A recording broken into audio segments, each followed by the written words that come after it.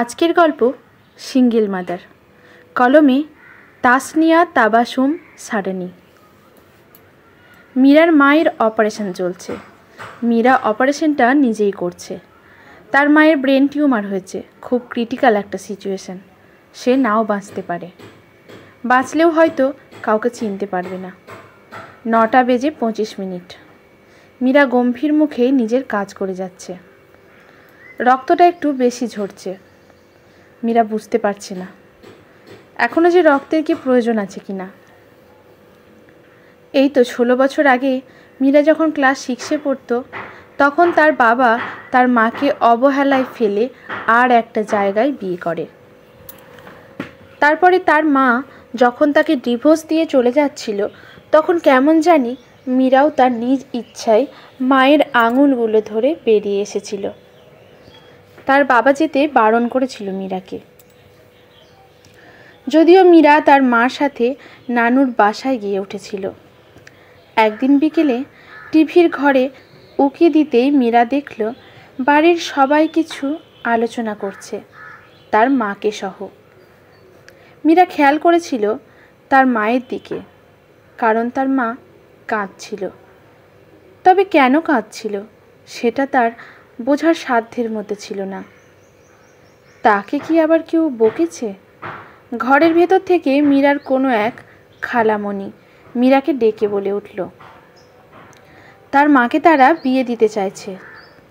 তোমাকে চকলেট কিনে দেব, তোমাকে গল্প শোনাবো, তুমি আমাদের সাথে থাকবে। তোমার নতুন বাবা আর তোমার মা মাঝে মাঝে তোমাকে দেখতে আসবে।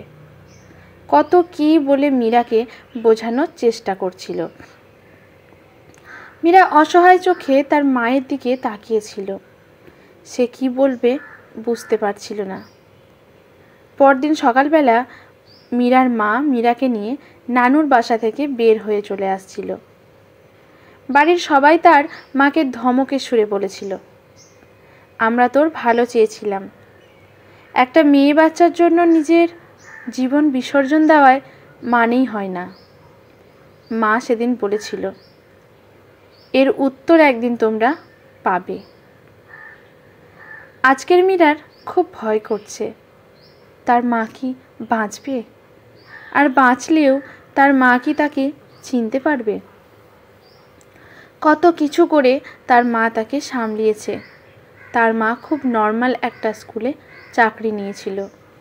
বাসায় ছোট্ট বাচ্চাদের প্রাইভেট পড়াতো, আবার মীরাকেও পড়াতো। মীরার সাথে অনেকে মিশত, আবার অনেকে মিশত না। অনেকে বলতো বাবা নেই, কে জানে কেমন পরিবার। মীরা দেখেছিল আশেপাশের মহিলাদের তার মাকে নিয়ে আলোচনা করতে। তারা বলেছিল, কি জানি বাপু, একা একা মেয়ে মানুষ বাচ্চা নিয়ে থাকে। শুনেছি স্বামীর ঘর ছেড়ে দিয়েছে, ভালো হলে কি আর ছাড়তো? নিশ্চয়ই কিছু একটা করেছে। অথচ মীরা দেখেছে তার মা বাবাকে কতটা ভালোবাসত। মীরার মা সব সময় মীরার বাবাকে নিজের হাতে তুলে খাইয়ে দিত।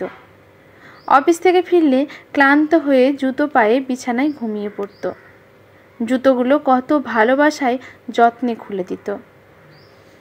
একদিন মীরাদের বাসায় তার সামনে ফ্ল্যাটের একজন বয়স্ক ভদ্রমহিলা এসে বলছিল তার মাকে, মেয়ে ছেলে মানুষ একা থাকবে কেন? তারা চাইলেই কি ছেলে হতে পারে নাকি? কি এমন হয়েছিল যে স্বামী তোমাকে ছেড়ে দিল? মীরা সেদিন দেখেছিল তার মা কিভাবে চোখে বেশ খানিক পানি নিয়েও ঠোঁটের কোণায় নকল হাসি ফুটিয়ে সম্মানের সাথে ভদ্রমহিলাকে বিদায় দিয়েছে। তার মাকে কত ছেলে পেলে কত লোক কুপ্রস্তাব দেওয়ার চেষ্টা করত। কত যন্ত্রণা সহ্য করতে হয়েছিল তার মাকে, শুধু তাকে মানুষ করতে চেয়েছিল বলে। মীরা তখন ভাবত তার বাবা একটুও কেন ভাবেনি যে তার কুকর্মের জন্য একটা মেয়েকে জীবনে কতটা জটিলতার মুখোমুখি হতে হয়। এগুলোকে কি সম্পর্ক বলে?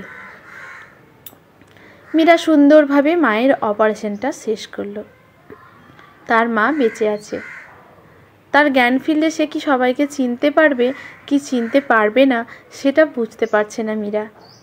মীরা বুকের ভিতর এক গাদা প্রশ্ন আর কান্না নিয়ে অপারেশন থিয়েটার থেকে বেরিয়ে আসলো।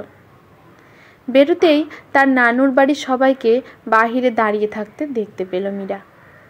ঘড়িতে দেখলো রাত 12:30।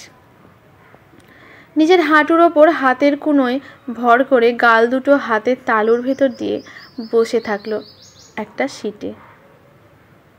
নানির বাড়ির একজন এসে বলল, তোর মার যদি কিছু হয়, তাই তোর বাবাকে শেষ একবার ডাকা দরকার। মিনার মনে হলো তার বাবাকে যদি ডাকা হয় তাহলে তার মার অসম্মান করা হবে। তার নানির বাড়ির মানুষগুলোকে বলল, মেয়ে মানুষের এত রাগ ঠিক নয়। মীরার তখন মনে হচ্ছিল তার মা তাকে একাই সামলিয়েছে, যে জগতের সাথে লড়াই করেছে, কত মানুষের কটু কথা শুনেও থেমে থাকেনি, যার পরিণামে তার মেয়ে একজন বড় ডাক্তার হতে পেরেছে। সমাজে ভালোরূপী কিছু পশুর সাথে কত যুদ্ধ করেছে তার মা। একজন সিঙ্গেল মাদার হিসেবে লড়াই করাটা কতটা সাহসিকতার বিষয় সেটা আর কেউ বুঝতে পারুক নাই পারুক, সে আর তার মা ঠিক বুঝে। আর সেই সাহসিকতা, সেই সম্মানকে অপমান করার কোনো মানে হয় না সেই নিষ্ঠুর মানুষটাকে ডেকে। একজন সিস্টার মীরাকে খবর দিল পেশেন্টের জ্ঞান ফিরেছে। মীরার বুক ধুক ধুক করে উঠল। জগতের সব নিয়ম এলোমেলো হয়ে যাচ্ছে।